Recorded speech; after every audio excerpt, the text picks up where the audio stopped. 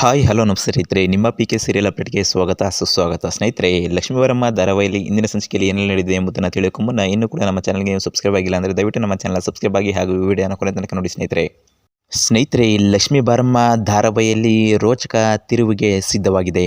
ಅದೇನಪ್ಪ ಅಂದರೆ, ಈ ಬಾರಿಯ ಕಾವೇರಿಯ ಕೋರ್ಟಿನ ವಿಚಾರಣೆಯಲ್ಲಿ ಈಗಾಗಲೇ ಎಲ್ಲರೂ ಅಂದುಕೊಂಡಿರುವಂತೆ ಕಾವೇರಿಗೆ ಶಿಕ್ಷೆಯ ಪ್ರಕಟವಾಗಿದೆ.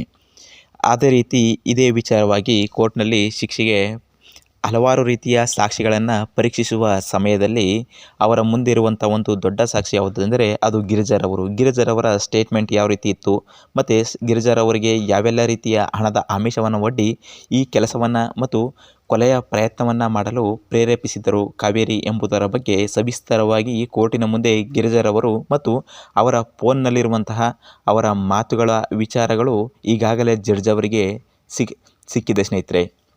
ಇದೇ ವಿಚಾರವಾಗಿ ಜಡ್ಜ್ ಅವರು ಕೂಡ ಎಲ್ಲ ರೀತಿಯ ಸಾಕ್ಷಿಗಳನ್ನು ಎಲ್ಲರ ಮುಂದೆ ಕೇಳುತ್ತಿರುವುದನ್ನು ನೋಡಿ ಅವರ ಮನೆಯವರೆಲ್ಲರೂ ಕೂಡ, ಅಂದರೆ ಕಾವೇರಿ ಮನೆಯವರೆಲ್ಲರೂ ಕೂಡ ಶಾಕ್ ಆಗಿದ್ದಾರೆ. ಮತ್ತು ಈ ಯಂಗ್ಸು ಈ ರೀತಿಯೆಲ್ಲ ಮಾಡಲು ಯಾವೆಲ್ಲ ರೀತಿಯ ಮನಸ್ಸು ಬಂತು ಅಂತ ಅವರೆಲ್ಲರೂ ಕೂಡ ಒಳಗೆ ಬೇಸರವನ್ನು ಪಟ್ಟುಕೊಡ್ತಿದ್ದಾರೆ ಸ್ನೇಹಿತರೆ. ಇದರ ಜೊತೆಗೆ ಈಗಾಗಲೇ ವೈಷ್ಣವ್ ಕೂಡ ಈಗಾಗಲೇ ಗಿರಿಜಾರವರನ್ನು ಸರಿಯಾದ ಸಮಯಕ್ಕೆ ಕೋರ್ಟ್ ಆವರಣಕ್ಕೆ ಕರೆದುಕೊಂಡು ಬಂದು ಮತ್ತು ಅವರ ತಾಯಿಯ ವಿರುದ್ಧವೇ ಅವರು ಸಾಕ್ಷಿ ಹೇಳಿದ್ದಾರೆ. ಮತ್ತು ಈ ಲಕ್ಷ್ಮಿಯ ವಿಚಾರವಾಗಿ ಅವರ ಕೊಲೆಯ ಪ್ರಯತ್ನಕ್ಕೆ ನಮ್ಮ ಅಮ್ಮನೇ ಕಾರಣ ಅಂತ ನೇರವಾಗಿ ಜಡ್ಜ್ ಮುಂದೆ ಸಾಕ್ಷಿಯ ಹೇಳಿಕೆಯನ್ನು ಕೂಡ ಈಗಾಗಲೇ ವೈಷ್ಣವ್ ಕೊಟ್ಟಿದ್ದಾರೆ. ಇದರೆಲ್ಲರ ವಿಚಾರದಲ್ಲಿ ಈಗಾಗಲೇ ಮತ್ತು ಫೋನ್ನ ರೆಕಾರ್ಡ್ನ ವಿಚಾರದಲ್ಲಿ ಕೂಡ ಈ ಸಾಕ್ಷಿಯನ್ನು ಒದಗಿಸಲಾಗಿದೆ. ಈಗಾಗಲೇ ನ್ಯಾಯಾಧೀಶರು ಅವು ವಿಚಾರವನ್ನು ಸವಿಸ್ತಾರವಾಗಿ ಅಧ್ಯಯನ ಮಾಡಿ ಈಗಾಗಲೇ ತೀರ್ಪನ್ನು ಪ್ರಕಟಿಸಿರುವ ಸಮಯಕ್ಕೆ ಎಲ್ಲರೂ ಕೂಡ ಕಾತರದಿಂದ ಕಾಯುತ್ತಿದ್ದಾರೆ.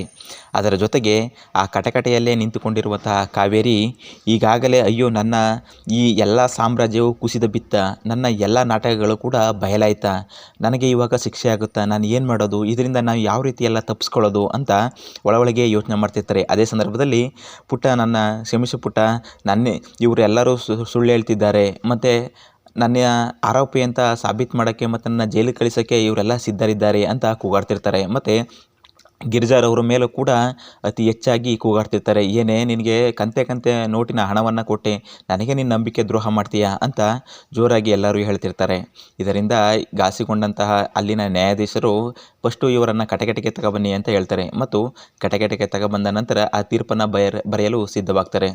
ಈ ಸಾಕ್ಷಿ ಮತ್ತು ಪುರಾವೆಗಳನ್ನು ಆಧರಿಸಿ ಈಗಾಗಲೇ 7 ವರ್ಷಗಳ ಕಾಲ ಈ ಕಾವೇರಿಯವರಿಗೆ ಶಿಕ್ಷೆಯನ್ನು ನೀಡುತ್ತಿದ್ದೇವೆ ಅಂತ ಕೋರ್ಟಿಂದ ಜಡ್ಜ್ಮೆಂಟ್ ಹೊರಬರುತ್ತೆ ಸ್ನೇಹಿತರೆ. ಇದೇ ಸಂದರ್ಭದಲ್ಲಿ ಎಲ್ಲರೂ ಕೂಡ ಶಾಕ್ ಆಗ್ತಾರೆ. ಶಾಕಾಗಿ ನಾನು ಏನು ಮಾಡಲಿ ಅಂದ್ಬಿಟ್ಟು ಹೋಗ್ತಾ ಇರ್ತಾರೆ. ಅದಕ್ಕೆ ಈಗಾಗಲೇ ಕೋರ್ಟಿಂದ ಆವರಣದಿಂದ ಹೊರಗಡೆ ಕರೆದುಕೊಂಡು ಬರುತ್ತಿರುವಂಥ ಪೊಲೀಸರು ಮತ್ತು ನನ್ನ ಮಗನ ಜೊತೆ ಮಾತಾಡಬೇಕು ಅಂದ್ಬಿಟ್ಟು ರಿಕ್ವೆಸ್ಟ್ ಮಾಡಿದಂಥ ಸಂದರ್ಭದಲ್ಲಿ ವೈಷ್ಣವ್ಗೆ ಹೇಳ್ತಾಳೆ, ಪುಟ್ಟ, ನನ್ನನ್ನು ಕ್ಷಮಿಸು ಪುಟ್ಟ, ನಾನು ಇದು ಬೇಕು ಅಂತ ಮಾಡಿಲ್ಲ, ಇದು ಎಲ್ಲರೂ ಮಾಡಿರುವಂಥ ನನ್ನ ಮೇಲಿನ ಷಡ್ಯಂತ್ರ, ಇದನ್ನು ನಂಬೇಡ ಪುಟ್ಟ, ನೀನೊಬ್ಬ ನಮ್ಮದೇ ಇದ್ದರೆ ಸಾಕು ಅಂತ ಹೇಳ್ತಾರೆ. ಅದಕ್ಕೆ ಅಲ್ಲಿರುವಂತಹ ಪಕ್ಕದಲ್ಲಿರುವಂಥ ಲಕ್ಷ್ಮಿಯನ್ನು ನೋಡಿ ಕಾವೇರಿ ಅವರು ಹೇಳ್ತಾರೆ, ಏನಪ್ಪ ಇದು, ಈ ಥರ ಎಲ್ಲ ನನ್ನ ಜೀವನ ಆಗೋಯ್ತಲ್ಲ, ನಾನು ಇವರಿಬ್ಬರು ಕೂಡ ಖುಷಿಯಾಗಿರಲು ನಾನು ಯಾವುದೇ ಕಾರಣಕ್ಕೂ ನಾನು ಬಿಡೋದಿಲ್ಲ ಅಂದ್ಬಿಟ್ಟು ಅಲ್ಲಿರುವಂಥ ಚಿನ್ನಾರಿ ಏನಿರ್ತಾರೆ ಅವ್ರನ್ನ ಕರೆದ್ಬಿಟ್ಟು, ನೋಡು ಚಿನ್ನಾರಿ, ಇವರು ನನ್ನ ಮಗನ ಜೊತೆಲಿ ಯಾವುದೇ ಕಾರಣಕ್ಕೂ ಕೂಡ ಈಗಾಗಲೇ ಲಕ್ಷ್ಮಿ ಮತ್ತು ಯಾರೂ ಕೂಡ ಖುಷಿಯಾಗಿರಬಾರ್ದು, ಆ ಥರ ಏನಾದ್ರು ಒಂದು ಪ್ಲ್ಯಾನನ್ನು ಮಾಡು, ನಿನಗೆ ದುಡ್ಡು ಎಷ್ಟು ಬೇಕಾದರೂ ನಾನು ಕೊಡ್ತೇನೆ ಅಂತ ಹೇಳ್ತಿರ್ತಾರೆ.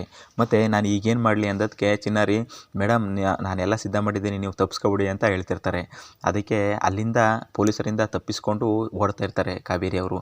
ಇದನ್ನು ನೋಡಿದ ಎಲ್ಲರೂ ಕೂಡ ಒಂದು ಕ್ಷಣ ಶಾಕ್ ಆಗ್ತಾರೆ ಸ್ನೇಹಿತರೆ. ಮತ್ತು ಮುಂದಿನ ಸಂಚಿಕೆಯಲ್ಲಿ ಈ ಕೇಸಿಂದ ಬಚಾವಾಗ್ತಾರಾ ಇಲ್ಲ ತಪ್ಪಿಸ್ಕೊಂಡು ಹೋಗ್ತಾರಾ ಎಂಬುದನ್ನು ನಾವು ಕಾದು ನೋಡಬೇಕಾಗಿದೆ ಸ್ನೇಹಿತರೆ. ಅಲ್ಲಿಯ ತನಕ ಈ ಕುತೂಹಲಕಾರಿ ಸಂಚಿಕೆಗಾಗಿ ನಮ್ಮ ಚಾನಲ್ನ ಸಬ್ಸ್ಕ್ರೈಬ್ ಮಾಡಿ ಹಾಗೂ ಈ ವಿಡಿಯೋ ನೋಡಿದ್ದಕ್ಕೆ ಧನ್ಯವಾದಗಳು.